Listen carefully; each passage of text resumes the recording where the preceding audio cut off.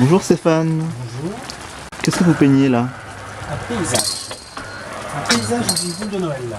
D'accord, très bien.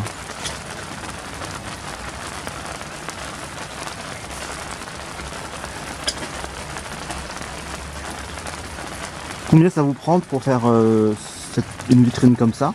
Une heure. Combien de temps? Une heure? Une heure à peu près. D'accord. Une heure maximum. En fait, ce qui est bien, c'est que j'ai des tableaux à mon échelle. Ça me va bien. Plus petit, c'est un peu compliqué. Plus c'est grand, plus pour moi, c'est facile.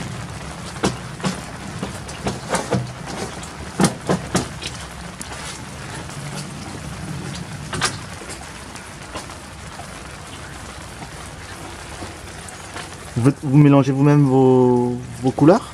Oui, enfin du moins je fais les.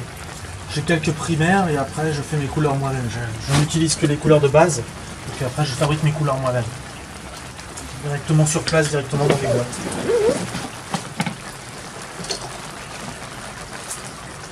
Alors vous allez voir comment je fais un sapin de Noël, c'est intéressant ça. Allez-y, Il allez-y. n'y a rien là en fait, hein, on est d'accord? Oui. Donc on fait un sapin de Noël. On va commencer comme ça. Bien. Jusque là, même n'importe qui peut le faire. Puis après,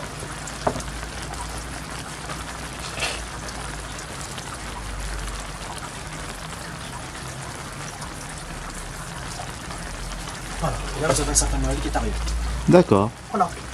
Il manque les boules. Oui. Mais pour l'instant je pose l'essentiel des valeurs.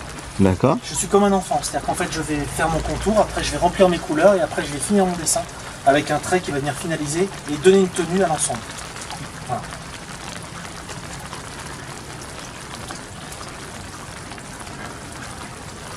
Ça se passe en différentes étapes en fait. Au départ il y a un placement, ensuite il y a un remplissage et ensuite il y a un contour qui va venir donner une tension et un dressage du dessin. Je vais vous montrer quelque chose aussi qui va vous plaire. Donc on est là. On va se faire un petit lettrage. Juste pour... On va se faire un 2016 ici. Alors à l'époque on appelait ça peintre en lettres. Ça n'existe plus parce que l'ordinateur est venu massacrer cette profession. Et à l'époque on savait dessiner les lettres comme ça. D'accord. Et les faire directement sur les camions les boutiques. Ça a disparu puisque ça ne peut plus se faire à la main, faute de moyens, de coûts. La machine a remplacé. Sauf que ce que je viens de faire là a pris moins de temps qu'une machine. Et vous m'aviez dit que la dernière fois, des gens pensaient que c'était de l'adhésif. Oui, il y a des gens qui pensaient que c'était pas un vrai dessin, qui pensaient que c'était une reproduction qui était collée sur le magasin en fait, tout simplement. J'ai eu ce genre de remarques. Ou j'ai des gens aussi qui voient ça et qui se disent vous avez fini. Et je leur dis non, c'est pas fini. Non, non, c'est un dessin qui est en cours. Voilà. Et par contre, là, vous pouvez voir que je fais comme un peintre sur un tableau classique. C'est-à-dire que je m'amuse avec les couleurs. On peut s'amuser, vous voyez, avec du bleu. Je vais mettre un peu plus de foncé. Voilà.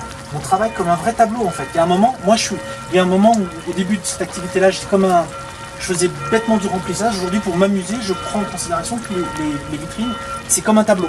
On peut s'éclater comme un tableau. Donc on s'amuse à jouer sur des valeurs, à des ombres et des lumières, voilà. C'est l'expérience qui m'a permis de faire ça. Sinon, il y a 10 ans, je ne me permettais pas ça. Pour pas se mouiller, pas prendre de risques, on mettait un aplat rouge et un aplat blanc. Hein. Voilà. Et aujourd'hui, bon, moi chaque année, je me relance des défis pour un petit peu m'auto-motiver, pour trouver des nouveaux terrains de jeu. Donc vous vouliez des boules, hein, c'est ça que vous me disiez? D'accord, ok. Alors, on voilà une, on voilà deux, on voilà 3, 4, 5. Vous voyez, regardez. Si vous me demandez de refaire cette valeur-là, j'y arriverai jamais. Hein. Tout ça, c'est le hasard de la peinture. Le vert et le rouge vont bien se mélanger. Ça va permettre de jouer comme ça.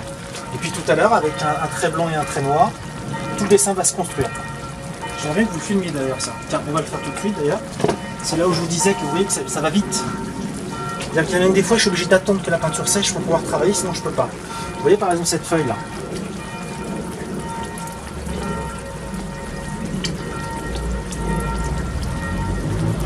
On a fait la feuille.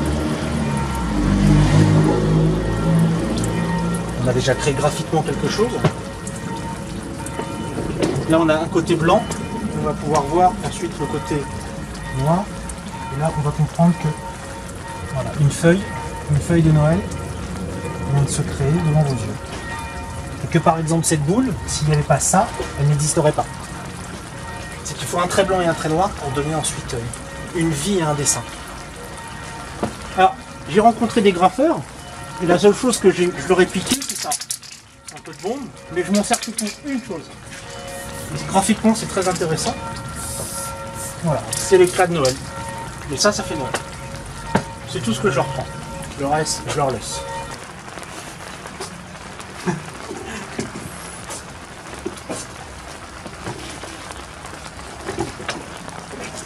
J'ai une maison de retraite. On m'appelle, qui va être décorée tout à coup. Tout de suite. C'est jamais. Mais je crois que c'est la première année que je vais pouvoir dire. Et vous voyez, c'est Internet ça. Il y a le coup de fil, beaucoup de clients. Internet. Voilà.